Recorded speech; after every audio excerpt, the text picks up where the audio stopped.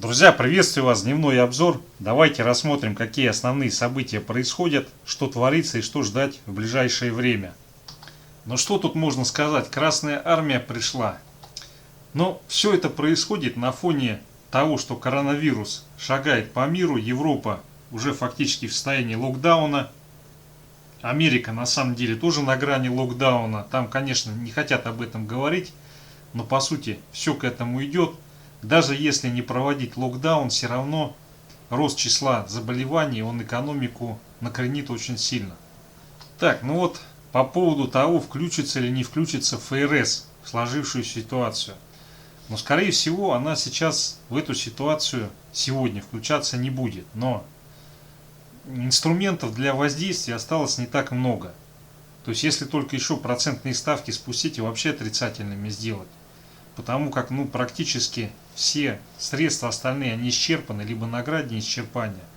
И поэтому здесь надо как бы кардинально воздействовать на кредитно-денежную систему, а для этого уже ставки они не реально должны стать отрицательными, а номинально.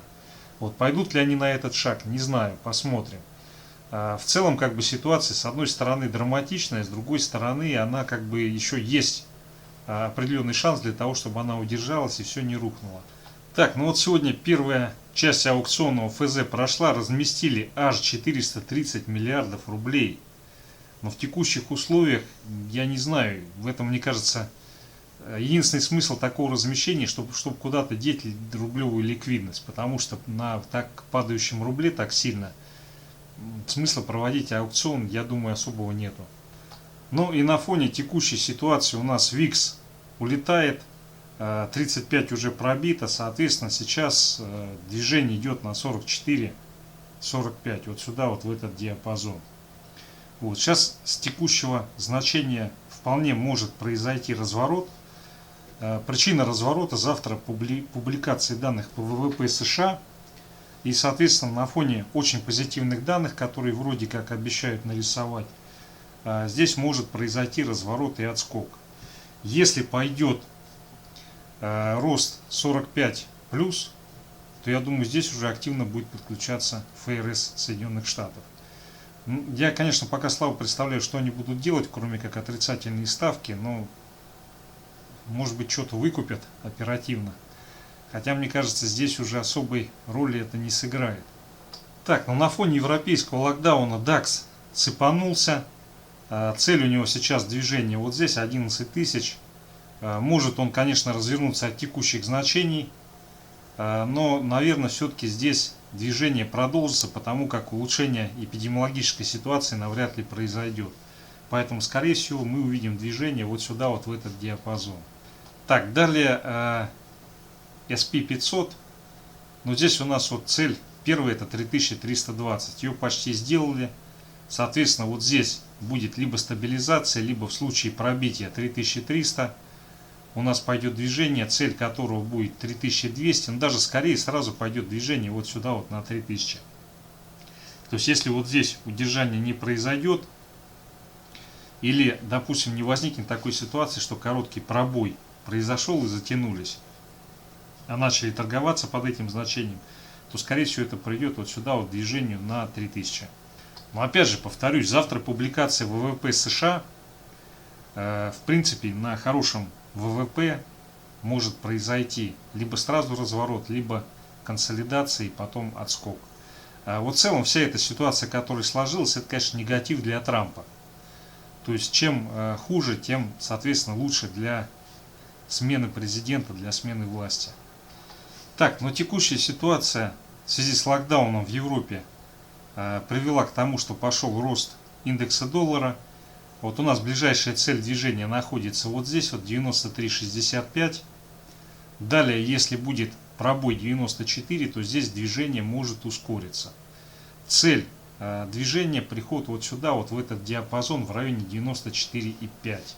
Ну и сейчас ни на каких значимых временных таймфреймах пока не наблюдается разворотной формации. То есть движение, пробой сильного уровня. Соответственно, если сегодня не будет отката под него, то высока вероятность того, что цель движения будет 94 и выше. Вот завтра ситуация может немножко измениться в связи с позитивным ВВП Но как бы если процесс приобретет неуправляемый характер, то уже, наверное, мы можем увидеть и более сильное движение по индексу доллара, и более сильное снижение рынков. Так, далее курс рубль-доллар, USD Tomorrow, дневной таймфрейм. Ну, у нас никакого укрепления, разумеется, сегодня не произошло, потому что внешний цейтнот. Российский рынок находится в прямой зависимости от мирового рынка, и тем более от цен на нефть, которые тоже полетели вниз. Вот, и поэтому здесь ни о каком боковике в ожидании ОФЗ речь уже не пошла. Так, ну сейчас вот у нас ключевой уровень это 78,5. Если в ближайшее время не произойдет возврат на ниже 78,5, на 78,4, 78,3, то отсюда у нас открывается перспектива движения на 80 уже. Вот. Ну если продолжается паника в Европе, в Соединенных Штатах, идут распродажи, то мы очень быстро можем увидеть и 80, и 82, и даже 85. Так, друзья, далее что касается нефти. Ну смотрите, по нефти у нас идет движение вот сюда, вот на 39.62, точнее в диапазон 39.62, 38.75. Вот если пробой этого диапазона будет, тогда мы увидим сильную просадку на 35,5. Сейчас как бы на текущий момент времени, скорее всего, будет консолидация вокруг вот этого уровня. И если не начнется обвала, вообще кромешного обвала всех рынков, то скорее всего мы здесь где-то будем собираться и пытаться отскочить от этого значения. Но и на текущий момент никаких разворотных формаций, пока не будет достигнут этот уровень 39.62, его не наблюдается на графике Брента. Так, друзья, далее по золоту. Вот та ситуация, которая возникла, она, собственно говоря, все смела, включая золото. Очень это похоже на кризис ликвидности, который развивается. Вот. Здесь у нас по золоту либо сейчас будет разворот от текущих значений, или же мы пойдем на 1855-1860, вот сюда, вот к этому значению. Так, ну по серебру здесь тоже идет движение вниз, все отливает. Первая точка остановки это 22.85, вот здесь вот. И если не останавливается здесь, то следующая точка движения 21.7, которая вот здесь вот находится. Так, друзья, далее фьючерс РТС, декабрьский, Риза 0. Но здесь первую цель 108 мы сделали, соответственно, если не будет добоя 107 500, 107, то здесь будет проторговочка и попытка отскока. Если добой будет, следующая точка остановки это 105. Вот. Если не удерживаемся на 105, то, соответственно, здесь уже формируется движение, цель которого будет 94 тысячи. Вот сюда вот. Но здесь все зависит от того, какие меры предпримет Европа в связи с локдауном, это раз. И второе, какая будет реакция на завтрашний ВВП по Соединенным Штатам. Так, ну спрашивали по поводу Газпрома. Смотрите, ну Газпром он пришел в те уровни, где в долгий срок, я думаю, его вполне, ну, если свободные средства будут, я вот, наверное, даже куплю. Вот, потому что 155-158, даже если он пойдет ниже, все равно к этой цене, я думаю, очень высока вероятность того, что он вернется. Вот. Но опять же, если рассматривать какие-то краткосрочные спекуляции, то здесь, даже если покупать в этом диапазоне 155-158, целесообразно стоп ставить на 148,5, потому что при пробое этого значения будет движение в диапазон 115-120. Вот. Но опять же, вот мы сейчас пришли вот в этот диапазон, откуда вполне как бы после небольшой проторговки он может отскочить и пойти наверх. Потому что вот он минимум мартовский 158 и еще чуть пониже цель 155. Как раз мы эту цель сегодня сделали, можно сказать, этот диапазон мы покорили. Соответственно, здесь либо сейчас пойдет отскок или набор позиций, или он полетит дальше, цель его будет движение 115-120. Вот. Но я думаю, все-таки, если рынки не слягут, если их спасут, то высока вероятность того, что отсюда мы по факту набора позиций попробуем отрикошетить. Так, друзья, далее Сбербанк. У Сбербанка есть сильный уровень, это 200,5, 200. Соответственно, если вот этот диапазон мы не пробиваем, то все хорошо, он будет отскакивать, целей вверху у него много, и как только эта ситуация немножко утрясется, он пойдет наверх.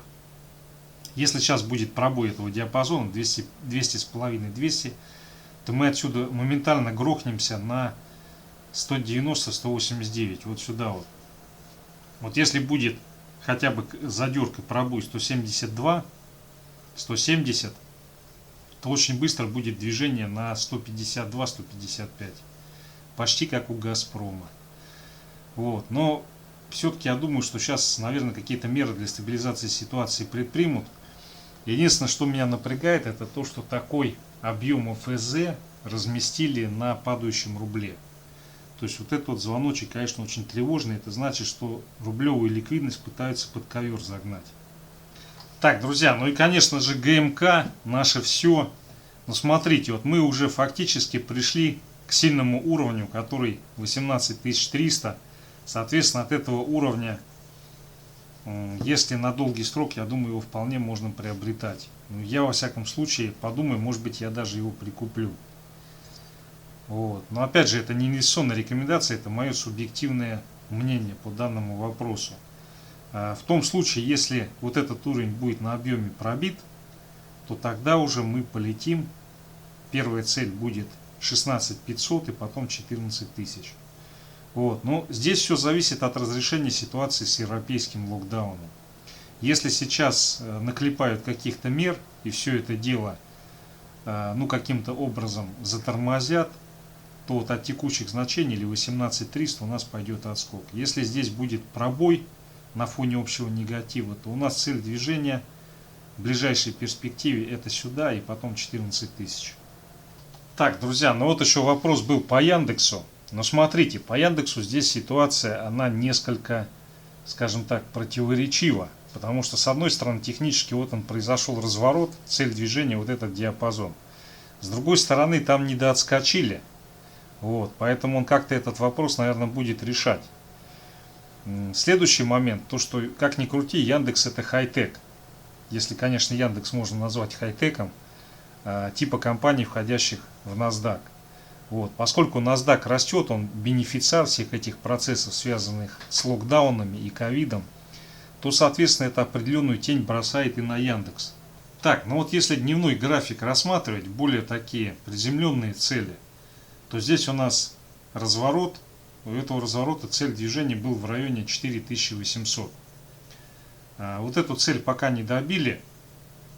Здесь сейчас, если произойдет корректирующий откат и будет пробито 4200, то тогда всю вот эту конструкцию, связанную с движением наверх, смывает, и Яндекс, скорее всего, пойдет уже в глубокий штопор.